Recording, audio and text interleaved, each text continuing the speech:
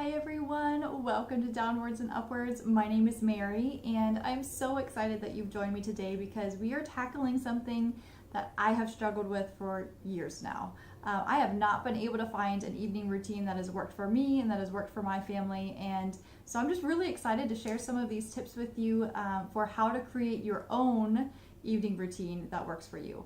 But if you're new here and you haven't seen any of our videos, welcome. I'm so excited you could join us as well. Our goal here at Downwards and Upwards is to build a community of people that is just here for everything. We're here for all of the ups and downs that you may go through experiencing life together as a family and as a community. So we would love to have you back and to join us for some of our other videos. So please subscribe below so that we can start that friendship and that relationship together. But diving right in, I know I said that it's been like 2 years, but I have literally been on the hunt for 2 years for an evening routine that could work for me.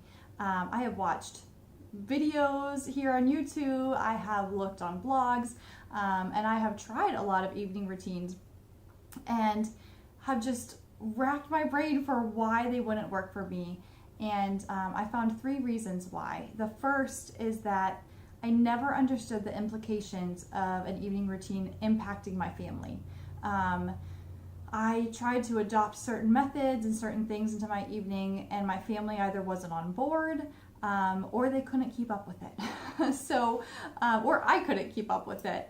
And I realized that the people that I was pulling it from, they aren't the same person as me, so why would I expect the same exact thing to work the way that it did for them? So anyways, what I encourage my friends and what I did myself was I started to look at what my family does in the evening. And this isn't like ideally, like this is literally, what do we actually do? For us, it was a lot of evenings we are home at a reasonable hour because we've got little kids. So around 8 o'clock, they always have to go to bed. And if they aren't in bed, they're normally pretty cranky. So it's worth it for us to be home before 8 o'clock so we can get them up and in bed. So that gives me a little bit of time in the evening to have to myself and some time with my husband.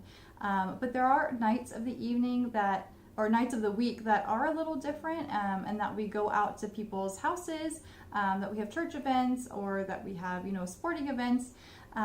So those evenings take a little bit of a different swing than our normal evening routine.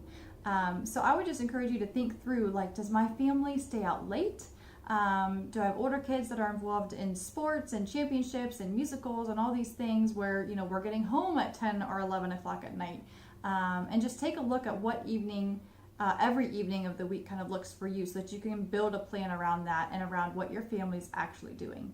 The other thing too that I really found helpful was, what could my family help with in the evenings that kind of took something off the plate that I had to do later on. So we'll talk about this later, but just keep that in mind of, if you are home at 8 o'clock and your kids don't go to bed until 10, what is one thing that they could kind of help so that you're not scrambling at 10, 11 o'clock at night trying to get done for them, like making their own lunches for the next day, or things like that. But we'll dive into that in point 3.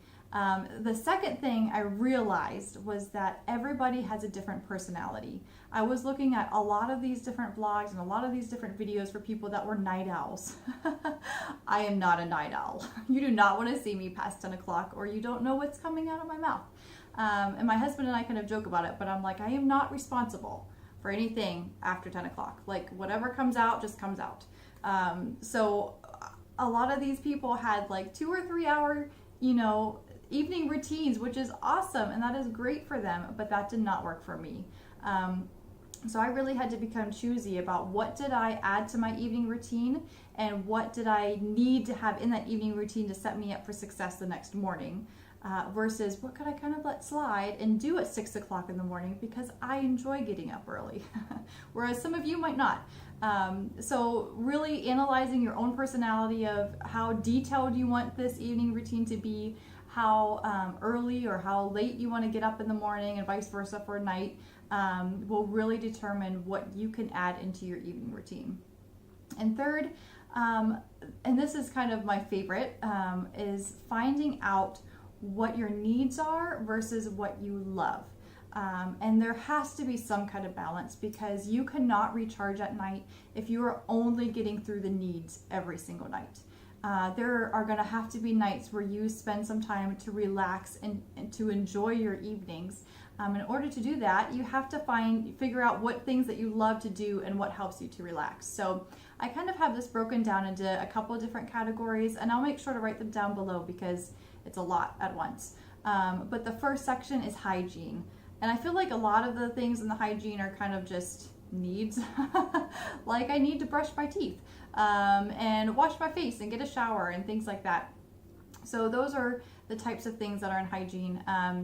So if you do come home at 11 o'clock at night, a lot of times I just do those things. The things that I have to get done before I can crawl into bed and be a clean human being. The second area is cleaning. I don't like to clean, and I don't like to spend a lot of time doing it. But there are certain things in my house that if they are not clean, I am not at peace.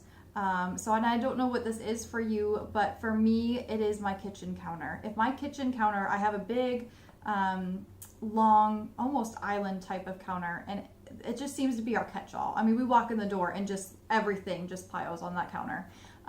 But that counter I can also see from any point in the entire house. So I cannot sit down and enjoy my evening or relax with my husband seeing a pile of stuff in the corner of my eye at all times. So for me, that is a thing that I have to get cleaned in the evening, or I start the next morning feeling just disheveled and out of control.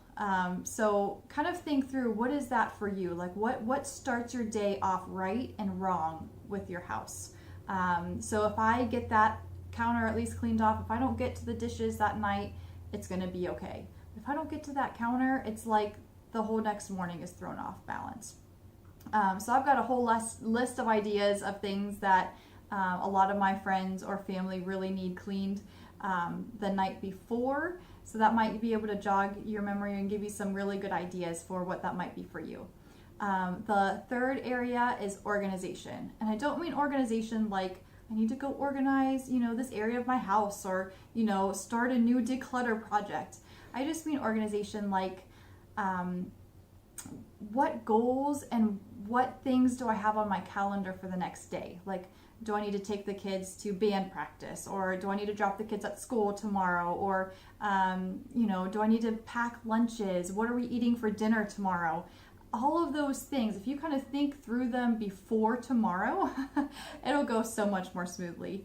I cannot tell you the number of times that we have eaten out or ordered food in the house because I forgot to pull meat out of the freezer the night before. So just simple things like that, like what can I get done tonight that I know is going to happen tomorrow, one way or the other. We'll find a way to get it done. But what can I do to make it a smooth transition for the entire family so that we're all kind of at peace while tomorrow's going on? And lastly, it's those things that help you to relax. So for this, it's kind of different for everybody. I know people that really enjoy reading at night. For me, if I start to read, I will fall asleep within 5 minutes. So I don't necessarily like to do that in my evening routine because I like to actually stay up and enjoy it. For some people, that's spending time with their spouse.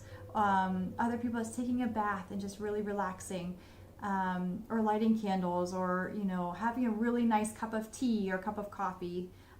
So I've got some ideas for that down below as well. But just thinking through, what are some things that kind of wind me down and help me to just sit back and relax and enjoy the evening as it is. And then once you kind of have your list of things that you kind of gravitate towards, the best way to create your own evening routine is to just check off, these are the ones that I want to focus on tonight. You don't have to do that same exact thing the next night, because the next night you might be out late and only be able to do a portion of that. And I think that was the biggest freedom for myself, was that I could have an evening routine that changed. It didn't have to be the same exact thing every night. I didn't have to feel like a failure for not completing every single thing that I had on the list.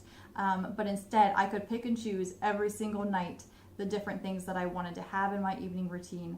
And I was able to choose things that balanced out, again, between things that I loved and things that I needed to get done. So that it was more enjoyable and that I could spend time with my family and friends in a way that was healthy and very intentional as well. So anyways, I'll make sure to have all those ideas linked down below in the description. Feel free to check that out. I hope that these ideas and tips were helpful for you like they were for me. And if you have comments down below, I would love to hear about what you do in your evening routine that you find helpful for you and your family to set you up for success, as well as to help you relax at the evening. Thanks, guys, and I can't wait to see you again. Bye.